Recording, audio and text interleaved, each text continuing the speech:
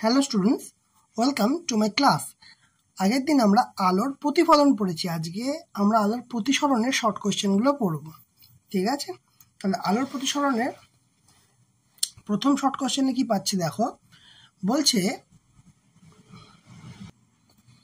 আলোর প্রতিসরণের জন্য দায়ী কোনটা? না আলোকরশ্মির প্রকৃতি, আলোকরশ্মির বর্ণ, বিভিন্ন মাধ্যমে আলোর গতিবেগ, না কোনোটিই নয়। দেখো সিম্পল জিনিস বুঝে নাও, আলোর প্রতিসরণের জন্য দায়ী হবে বিভিন্ন মাধ্যমের আলোর গতিবেগ। ঠিক আছে, যখন মাধ্যমের ঘনত্ব চেঞ্জ হবে তখন আলোর গতিবেগও চেঞ্জ হয়ে যায়। ঠিক আছে, 2 নম্বর বলছে এক মাধ্যম থেকে অন্য মাধ্যমে প্রতিসরণের সময় আলোর যে ধর্ম অপরিবর্তিত থাকে, দেখো সেটা হচ্ছে কম্পাঙ্ক। দেখো গতিবেগ পরিবর্তন হয়, দেখো আমরা দেখতে পাই যে জলের প্রতিসরাঙ্ক একরকম, তারপরে হীরের প্রতিসরাঙ্ক একরকম। এটা কেন হয়? এটা গতিবেগের পার্থক্যের জন্যই হয়। ঠিক আছে, আর তরঙ্গ দৈর্ঘ্য ওয়েভলেন্থ যেটা, সেটাও পার্থক্য হবে, বিস্তারটাও পার্থক্য হবে, কিন্তু কম্পাঙ্কটা আমাদের সেম থাকবে। ঠিক আছে, আচ্ছা নেক্সট কি বলছে? নির্দিষ্ট বর্ণ ও মাধ্যমদ্বয়ের ক্ষেত্রে আপাতন কোণের মান বলছে আই আর প্রতিসরণ কোণের মান বলছে আর। তাহলে সম্পর্কটি কি? আচ্ছা, স্লেনের সূত্র মনে আছে তোমাদের? কার সূত্র? স্লেনের সূত্র।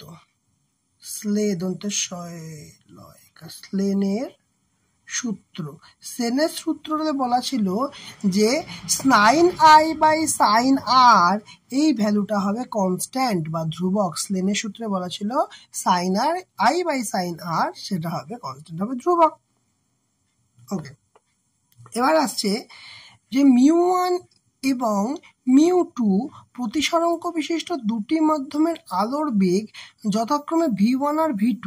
তাহলে সম্পর্কটা কেমন হবে? যে v1 is equal two v2 আর μ1 মানে কি প্রতিসরাঙ্ক μ1 ইজ ইকুয়াল টু μ2, নাকি μ1 v1 is equal two μ2 v2, নাকি μ1 v2 is equal two μ2 v2। Actually কি হয়? μ1 v1 is equal two μ2 v2।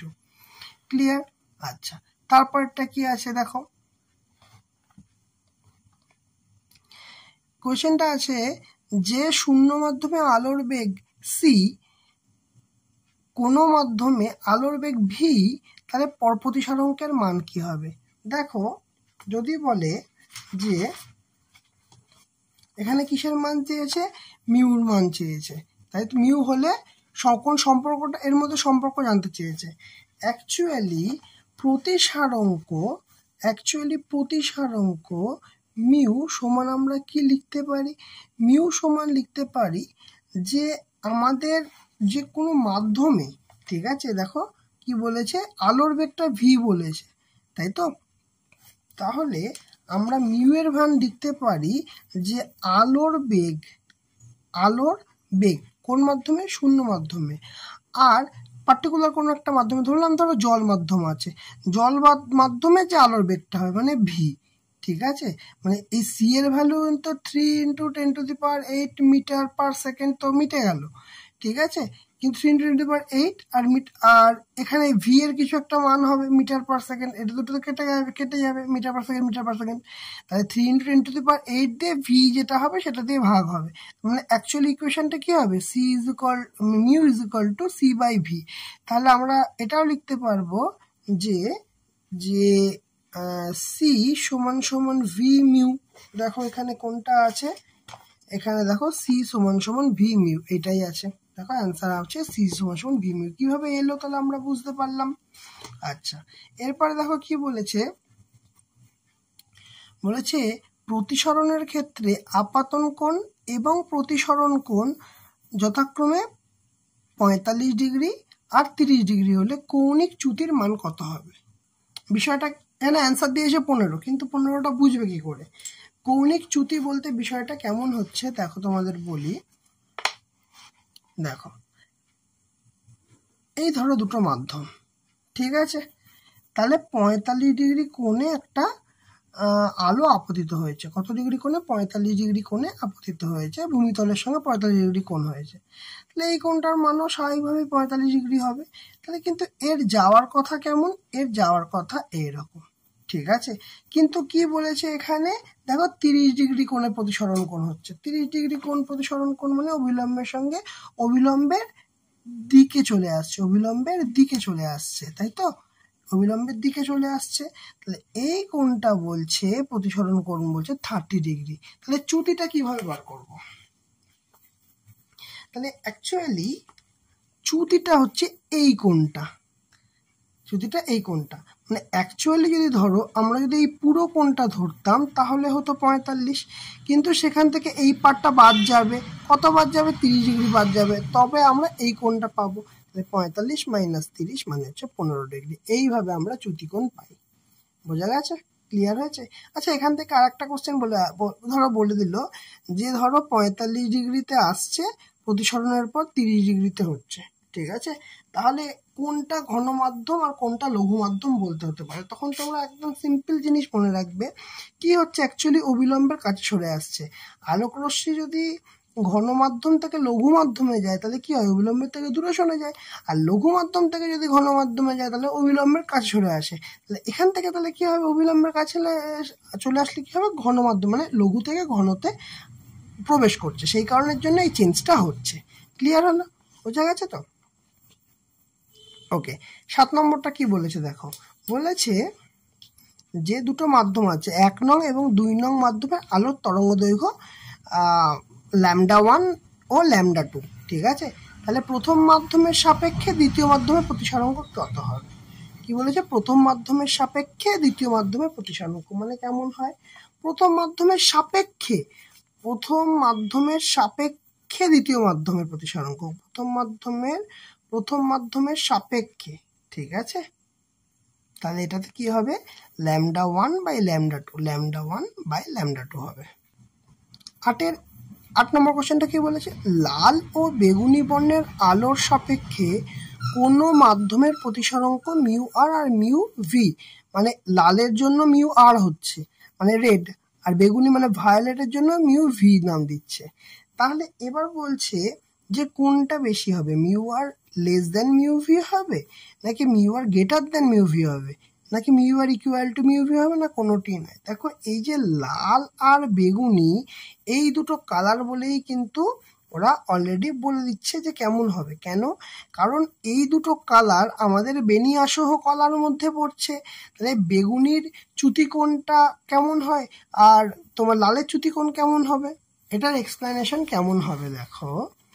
ধরো এই একটা প্রিজম আছে, ঠিক আছে, সাদা আলো পড়ছে, সাদা আলো ভাগ হয়ে যাচ্ছে 4, 5, 6, 7, ঠিক আছে, এরকম আরো বেশি ভাগ হচ্ছে, ঠিক আছে। তাহলে আমরা ধরলাম সবচেয়ে ওপরে যেটা রেড, ঠিক আছে, এটা এতখানি হবে না, এখানটা ধরো রেড, আর সবচেয়ে যেটা নিচে হচ্ছে ভায়োলেট, ঠিক আছে, বিগ বিয়ার মানে বেনিয়া সহকালে বেগুনি থেকে শুরু হচ্ছে, রেডে গিয়ে শেষ হচ্ছে। এবার দেখো এটা চ্যুতিকোণ সব থেকে বেশি হচ্ছে, সবচেয়ে চ্যুতিটা সবচেয়ে বেশি হচ্ছে, এটার ক্ষেত্রে চ্যুতিটা, রেডের ক্ষেত্রে চ্যুতিটা সবচেয়ে কম হবে, ঠিক আছে। তাহলে সবচেয়ে বেশি চ্যুতি কার হচ্ছে, ভি এর ক্ষেত্রে হচ্ছে, এবং তার ফলে এর প্রতিসরাঙ্কটাও বেশি হবে। তাই জন্য দেখো আমাদের আনসার কি আছে দেখো, মিউ ভি বেগুনি আসো মানে বেগুনির বেশি, মিউ আর মানে রেড মানে লালের কম। বোঝা গেল? আচ্ছা, সেকেন্ড কোশ্চেন, বায়ু মাধ্যমে লাল এবং সবুজ বর্ণের আলোর প্রতিসরাঙ্কের অনুপাত কত হবে? 1-এর কম, নাকি 1-এর বেশি, না 1-এর সমান, না কোনোটি নয়। দেখো এটার ক্ষেত্রে কি হবে, এটা হবে 1-এর চেয়ে কম, ঠিক আছে, কি হবে, 1-এর চেয়ে কম হবে। তারপর বলছে ফ্লিন্ট কাঁচ, ঠিক আছে, এর পরম প্রতিসরাঙ্ক হচ্ছে মিউ1।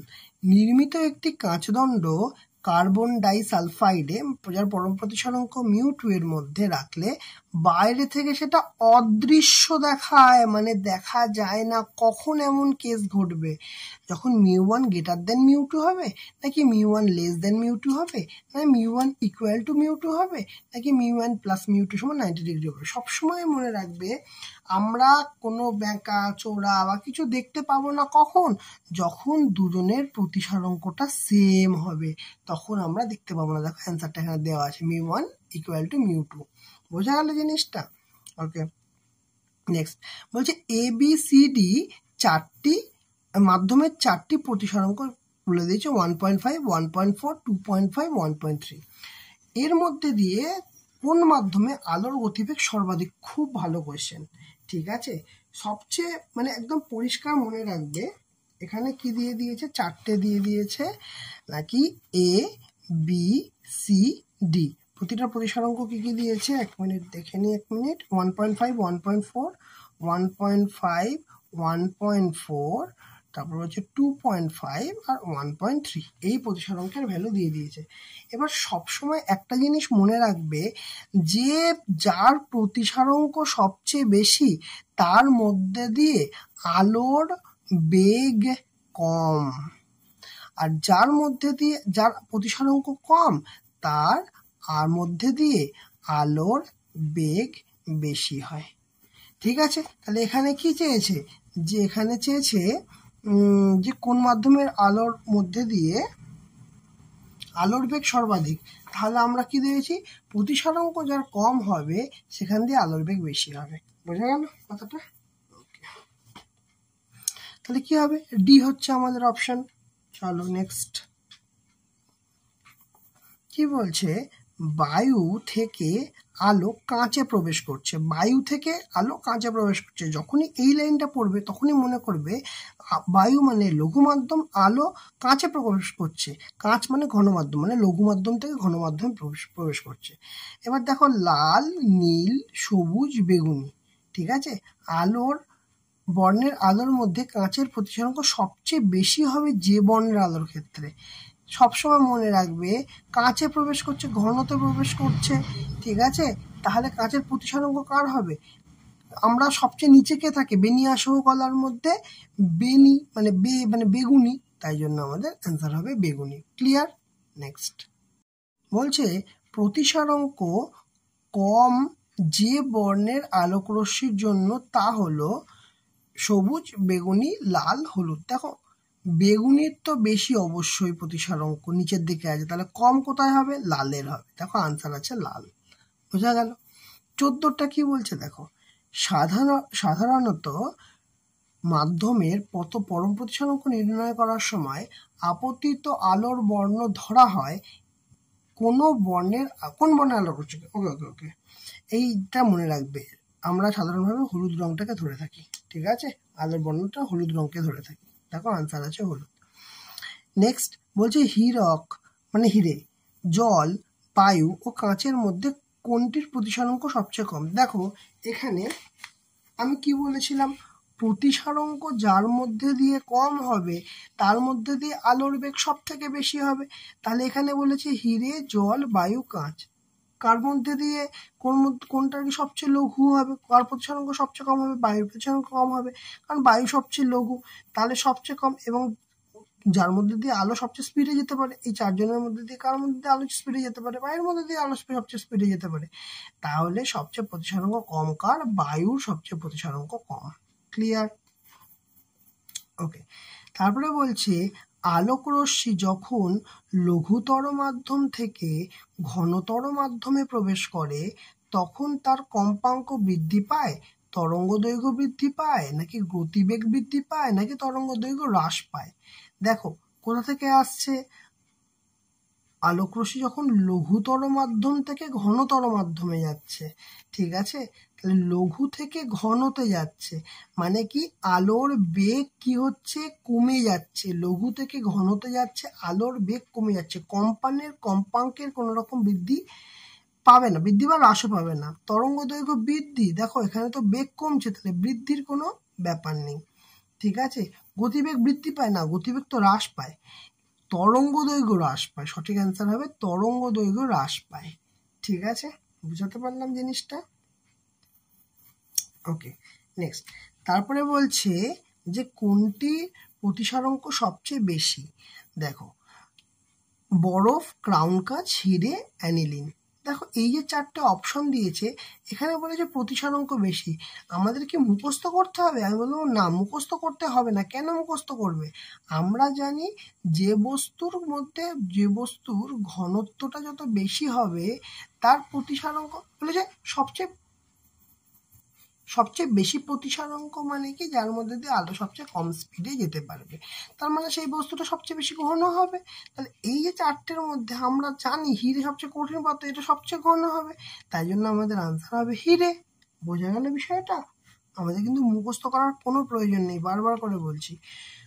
তারপরে কি বলছে দেখো, কোন আপাতন কোণের জন্য লঘু মাধ্যম থেকে ঘনমাধ্যমে আলোর প্রতিসরণের ক্ষেত্রে চ্যুতির মান সর্বনিম্ন হয় 60, 0, 90, 45। দেখেই বলে দেবো 0। কেন চ্যুতির মান সর্বনিম্ন হয়? আচ্ছা, সর্বনিম্ন কথাটার অর্থ কি? সর্বনিম্ন কথাটা হচ্ছে শূন্য। মানে বিষয়টা বলছে, তোমাদের এটা দেখালাম, যে ধরো এখান দিয়ে যাচ্ছে, তো এখান দিয়ে না গিয়ে প্রতিসরণের জন্য এ পাশ দিয়ে গেল, কিন্তু বলছে না সর্বনিম্ন হবে। সর্বনিম্ন মানে যে পথ দিয়ে যাচ্ছে সে পথ দিয়েই যেত। তাহলে এর কি কোনো চ্যুতি পাচ্ছে অবিলম্বের সাপেক্ষে? এটাও 45 হতো, এটাও 45 হতো, যদি কোনো চ্যুতি না হতো, তাই তো? তাহলে সর্বনিম্ন মান কত হবে? 0 হবে। মনে থাকবে সবসময়। ওকে, নেক্সট। তারপরে কোয়েশ্চেন বলেছে 19 নম্বরে, বলেছে প্রতিসরণের সময় চ্যুতি সর্বোচ্চ হলে আপতন কোণের মান কত হবে? আচ্ছা, চ্যুতির মান সর্বোচ্চ হলে আপাতন কোণের মান, তাহলে চ্যুতির মান যদি সর্বোচ্চ হয় আপাতন কোণের মান হবে 90 ডিগ্রি, এটা মনে রাখবে।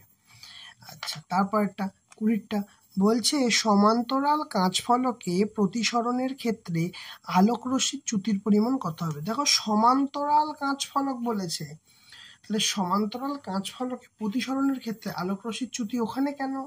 চ্যুতি আমরা কোথায় ওখানে কি দেখতে পাবো? কারণ সমান্তরাল কাঁচফলক, তাহলে দুটো কাঁচফলক আছে, এরকম দুটো কাঁচফলক আছে, ঠিক আছে? তাহলে এরকম যদি কন্ডিশন থাকে তাহলে চ্যুতির পরিমাণ হবে 0 ডিগ্রি। দেখো 0 ডিগ্রি আনসার আছে, বোঝা গেছে? এরপরে সমান্তরাল পৃষ্ঠযুক্ত কাঁচফলকের ক্ষেত্রে আলোকরশ্মির গতিপথের আপতিত রশ্মির মান I1 এবং নির্গত রশ্মির মান I2, তাহলে চ্যুতি কোণের মান কত হবে? দেখো এটা কিসের বলেছে? বলেছে সমান্তরাল। একটু আগের কোশ্চেনটাই বলেছি, সমান্তরালের ক্ষেত্রে কোনো চ্যুতি হবে না, তাহলে কৌণিক বিচ্যুতি ঘটবে না, ঠিক আছে? কৌণিক বিচ্যুতি ঘটবে না। এরপরে আসবো পরের নেক্সট কোয়েশ্চেনে, যে কাঁচের স্ল্যাবে আপতিত রশ্মি এবং কাঁচের স্ল্যাব বলেছে, তো নির্গত রশ্মির মধ্যে কোণের মান কত হবে? এইটা কিন্তু তোমাদের যখন বোর্ডে করিয়েছিলাম তখন কিন্তু দেখিয়েছিলাম জিনিসটা। যদি এরকম কাঁচের স্ল্যাব থাকে তাহলে অ্যাকচুয়ালি আমরা কি পাবো, এরকম করে এরকম চ্যুতি কোণ হয়ে আবার মানে অ্যাকচুয়ালি এই যেটা বেরোবে সেটা এরকম সমান্তরালভাবে, মানে এর সমান্তরালভাবেই বেরোবে, মানে শিফটিং হবে, কিন্তু এই যে দেখবো সমান্তরাল, মানে চ্যুতি কোণ আমরা দেখতে পাবো না, ঠিক আছে? চ্যুতি কোণ কিছু দেখতে পাবো না কাঁচের স্ল্যাবের ক্ষেত্রে। এখানেও সেই জিনিসটাই দেখবে, দেখো 0 ডিগ্রি দিয়েছে, বোঝা গেল জিনিসটা? তারপরটা বলেছে দেখো 24, পুরু দর্পণে মানে মোটা দর্পণে কোনো বস্তুর একাধিক প্রতিবিম্ব গঠিত হয়, এর কারণ কি? তাহলে এর কারণ একাধিক প্রতিবিম্ব, সবসময় মনে রাখবে প্রতিবিম্বর গঠনের কারণ প্রতিফলন এবং প্রতিসরণ দুটোই। কারণ প্রতিফলনের জন্যই তো আমরা কি দর্পণ ব্যবহার করি, আর প্রতিসরণের জন্য আমরা লেন্স ব্যবহার করে থাকি, ঠিক আছে? তাহলে পুরু দর্পণের ক্ষেত্রে, আচ্ছা কোন কোয়েশ্চেনটাই ছিলাম, এইটাই ছিলাম, যে পুরু দর্পণের কোনো বস্তুর একাধিক প্রতিবিম্বের কারণ কি? প্রতিফলন প্রতিসরণ দুটোই। এই যে অপশনটা, প্রতিফলন এবং প্রতিসরণ দুটি, উভয়, বোঝা গেছে? আচ্ছা, তারপরের কোয়েশ্চেনে কি আছে বলছে, পুরু দর্পণে কোনো বস্তুর একাধিক প্রতিবিম্ব গঠনের ক্ষেত্রে যেটি সর্বাপেক্ষা উজ্জ্বল হবে। আচ্ছা, পুরু দর্পণের কোনো বস্তুর একাধিক প্রতিবিম্ব গঠনের ক্ষেত্রে যেটা সর্বাধিক উজ্জ্বল হবে সেটি হচ্ছে দ্বিতীয়টা, ঠিক আছে? আচ্ছা, তারপর বলছে একটি প্রিজমে আয়তাকার, আচ্ছা এটা পর্ষদের কোশ্চেন, ও ত্রিভুজাকার তলের সংখ্যা কটা? ভালো করে মনে রাখবে, এটা প্রিজম যখন পড়েছিলাম তখনও বারবার করে বলেছিলাম যে আয়তকারের সংখ্যা হচ্ছে 3টে, ত্রিভুজাকার তলের সংখ্যা হচ্ছে 2টো। আবারও বলছি, আয়তকার হচ্ছে 3টে আর ত্রিভুজাকার হচ্ছে 2টো, তার মানে হচ্ছে 3 2। এটি হচ্ছে আমাদের অ্যান্সার। দেখো 3 2 আছে। তারপরে কি বলছে, প্রিজমের প্রতিসারক তলের সংখ্যা কত? একদম 2টো। প্রিজমের প্রতিসারক তলের সংখ্যা কত? 2টো। ঠিক আছে, এগুলো যেন ভুল না হয়। আচ্ছা, বলছে প্রিজমের মধ্যে দিয়ে সাদা আলো প্রতিসরণের ক্ষেত্রে যে বর্ণের বিচ্যুতি সর্বাধিক ঘটায়, বারবার বলেছি, সবচেয়ে বেশি চ্যুতিকোণ কার হয়? বেগুনির হয়। সবচেয়ে বেশি চ্যুতিকোণ কার হবে? বেগুনির হবে। ঠিক আছে, বলছে ন্যূনতম চ্যুতিকোণের অবস্থান রাখা কোনো প্রিজমের ক্ষেত্রে কোনটি সত্য? ন্যূনতম চ্যুতিকোণের অবস্থানে আছে। ঠিক আছে, কখন হবে সেটা বলছে I1 = I2, মানে আপতিত রশ্মি আর প্রতিসৃত রশ্মি, R1 = R2, মানে মানে এটা হচ্ছে দুটোই আপতিত আর এটা দুটো প্রতিসৃত। ঠিক আছে, ন্যূনতম চ্যুতিকোণের প্রিজমে রাখা হয়েছে I1 R1, সবগুলো অ্যাকচুয়ালি সবগুলোই হবে। ঠিক আছে, বলছে প্রতিসরণের ফলে আলোকরশ্মির চ্যুতি সর্বদা শূন্য হয়। বলছে প্রতিসরণের ফলে আলোকরশ্মির চ্যুতি সর্বদা শূন্য হয়। বলছে কোথায় শূন্য হয়? উত্তল লেন্সে, অবতল লেন্সে, না আয়তকার কাচফলকে, প্রিজমে? বারবার করে পড়েছি যে শূন্য হবে হচ্ছে আয়তকার কাচফলকে। ঠিক আছে, আচ্ছা নেক্সট। এরপরে আসবো শূন্যস্থান পূরণ। বলছে কাঁচ মাধ্যমে ড্যাশ বর্ণের আলোর প্রতিসরণ সবচেয়ে কম। কোন বর্ণের আলোর প্রতিসরণ কম? আমরা জানি সবচেয়ে বেশি কার, এক্ষুনি জানলাম বেগুনি, সবচেয়ে কম কার, তার হচ্ছে লাল। ঠিক আছে, উষ্ণতা বৃদ্ধিতে কোনো মাধ্যমের প্রতিসরাঙ্ক কি হয়, বাড়ে না কমে? ঠিক আছে, যেমন পরেরটা একটা সুন্দর কোশ্চেন করেছে যে জলের উত্তপ্ত করলে জলের প্রতিসরাঙ্ক কি হবে? অ্যাকচুয়ালি জলকে উত্তপ্ত করা হলো, তার মানে কি হলো, জলটা লঘু হয়ে গেল। ঠিক আছে, যে কোনো জিনিস উত্তপ্ত করলে সেটা লঘু হয়ে যাচ্ছে, তাহলে লঘু যদি হয়ে যায় তাহলে প্রতিসরাঙ্কটা কি হবে, কমে যাবে এবং তার মধ্যে দিয়ে আলোর স্পিডটা বেড়ে যাবে। তরঙ্গ দৈর্ঘ্য বাড়ালে প্রতিসরাঙ্ক কি হবে? তরঙ্গ দৈর্ঘ্য মানে ল্যামডার সঙ্গে প্রতিসরাঙ্কের হচ্ছে ব্যস্তানুপাতিক সম্পর্ক, তাহলে তরঙ্গ দৈর্ঘ্য বাড়ালে প্রতিসরাঙ্ক কমবে। আচ্ছা, 3টে মাধ্যম দিয়েছে এ বি সি, এদের পরম প্রতিসরাঙ্ক বলেছে mu A, mu B, mu C হলে মিউ এ বি মানে এ এর সাপেক্ষে B, mu B C B এর সাপেক্ষে সি। ওকে ওকে ওকে, তাহলে এখানে mu A by actually mu A by mu B কেটে যাবে, মানে মিউ বি বাই এটাকে লিখবো মিউ সি, মানে মিউ এ মানে এ মিউ বি মানে mu A by mu B, B mu C মানে মিউ বি মিউ সি, তাহলে মিউ বি কেটে যাচ্ছে, তাহলে কি থাকছে mu A by mu C. ঠিক আছে, এটা কি হবে, mu A by mu C মানে এটাকে কিভাবে লিখতে পারবো, এ মিউ সি। দেখো এ মিউ সি অ্যান্সার আছে। বোঝা গেল কিভাবে আমরা করলাম। ওকে, নেক্সট বলছে যে 5এরটা কোনো মাধ্যমের প্রতিসরাঙ্ক হলুদ আলোর চেয়ে লাল আলোর জন্য কি হবে? কোনো মাধ্যমের প্রতিসরাঙ্ক হলুদ আলোর চেয়ে লাল আলোর জন্য কমই হবে। তারপর একটা বলছে কোনো মাধ্যমের প্রতিসরাঙ্কের মান কখনোই ড্যাশের কম হতে পারে না। প্রতিসরাঙ্কের মান কখনোই 1-এর কম হতে পারবে না, কখনোই না। ঠিক আছে, কারণ ওপরে তো সবসময় 3×10⁸ থাকবে, তাহলে কোনো চিন্তাই নেই, কখনো ওর থেকে বেশি তো হবে না, সেই কারণের জন্য 1-এর কম হতেই পারবে না। কোনো মাধ্যমের আলোকীয় ঘনত্বের মান মাধ্যমটির ড্যাশের উপর নির্ভর করে। আলোকীয় ঘনত্ব সবসময় কার উপর নির্ভর করবে? প্রতিসরাঙ্কের উপর নির্ভর করবে। ক্লিয়ার? আচ্ছা, তারপরে বলছে একটি বস্তু শূন্যস্থানে অদৃশ্য হয়ে যায়, কি বলেছিলাম, যখন μ1 = μ2, মানে প্রথম মাধ্যমে আর দ্বিতীয় মাধ্যমের প্রতিসরাঙ্কটা সমান হবে। কারণ সমান কখন হবে? যখন 1 হবে। ঠিক আছে, এটাকেই যদি আমরা অনুপাতের আকারে লিখি তাহলে μ1 বাই μ2 = 1 লিখতে পারবো। সেম জিনিস এখানে করলাম। আচ্ছা, নেক্সট কি বলেছে, প্রিজমের প্রতিসরক তল দুটি যে কোণে আনত থাকে তাকে ড্যাশ কোণ বলে, তাকে প্রতিসারক কোণ বলে, সহজ জিনিস। তারপর বলছে পাতলা প্রিজমের প্রতিসারক কোণ কি হয়, এটা কিন্তু খুব ইম্পর্টেন্ট, পরীক্ষায় আসে, 10 বা তার থেকে কম হয় পাতলা প্রিজমের ক্ষেত্রে, ঠিক আছে। সূর্যোদয় এবং সূর্যোদয় এবং সূর্যাস্তের সময় সূর্যকে কেমন দেখতে লাগে, ইলিপ্টিক্যাল, উপবৃত্তাকার লাগে, ঠিক আছে।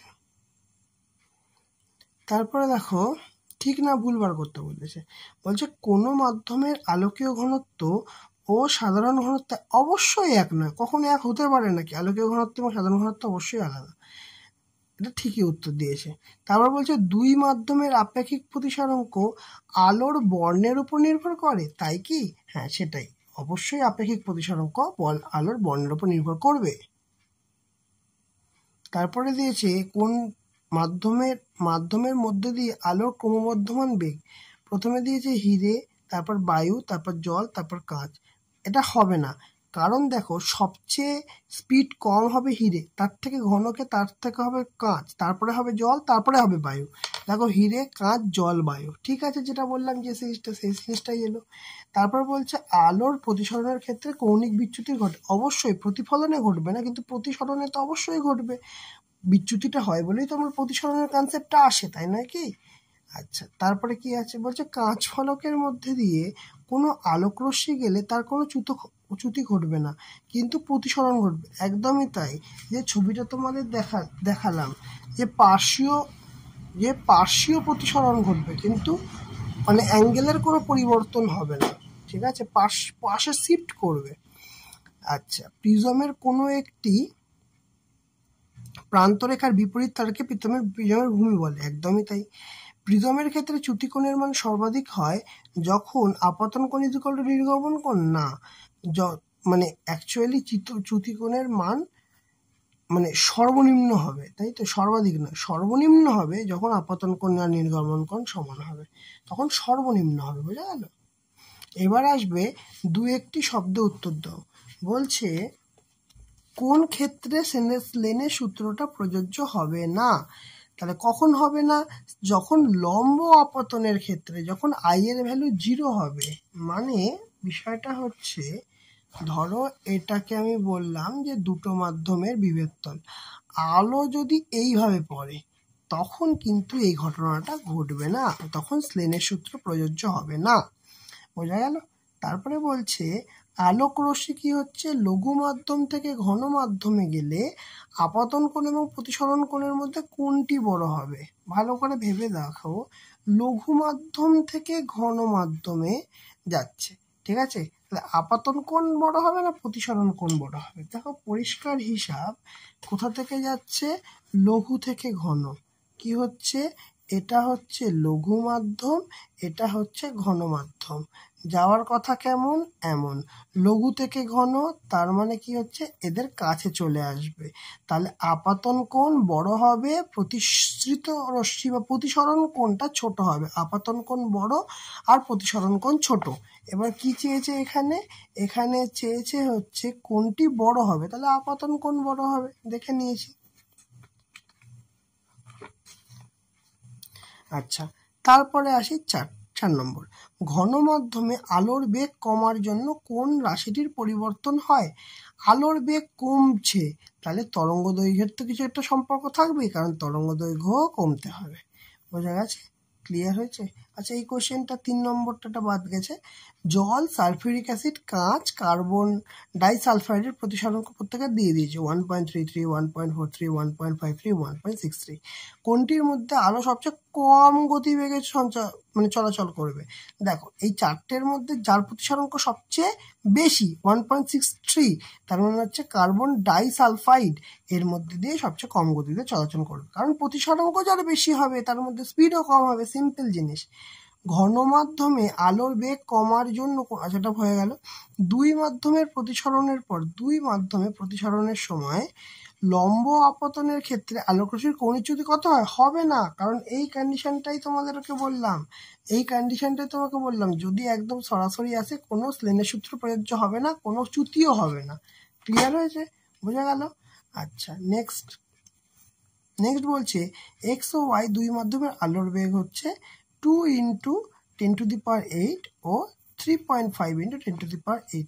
কোনটি লঘুতর মাধ্যম? সিম্পল জিনিস দেখো, আলোর বেগ যার মধ্যে বেশি হবে তার প্রতিসরাঙ্ক কম হবে, তাই তো? তাহলে যার প্রতিসরাঙ্ক কম হবে সে লঘুতর মাধ্যম হবে।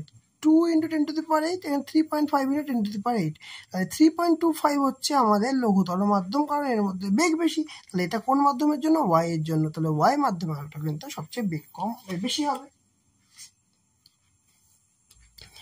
ওকে, চলো নেক্সট।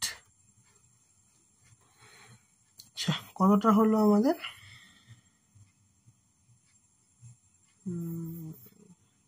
ঠিক আছে, 6টা হয়েছে। এবার আসবো 7এরটায়। বলছে 7এরটা বলছে একটি আলোকরশ্মি এক্স মাধ্যম থেকে ওয়াই মাধ্যমে যাওয়ার সময় আলোকরশ্মির কোনো প্রতিসরণ হচ্ছে না।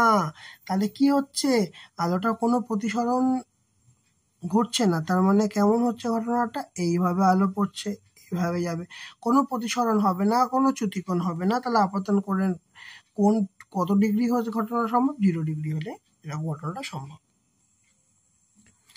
এরপরে বলছে যে 1.5 প্রতিসরাঙ্কের কাঁচের একটি লেন্সকে একটি তরলে ডোবালে 1.5 প্রতিসরাঙ্কর কাঁচ, ঠিক আছে, তরলের মানে আদৌ দেখা যায় না, তাহলে প্রতিসরাঙ্ক কত? 1.5। কেন বললাম?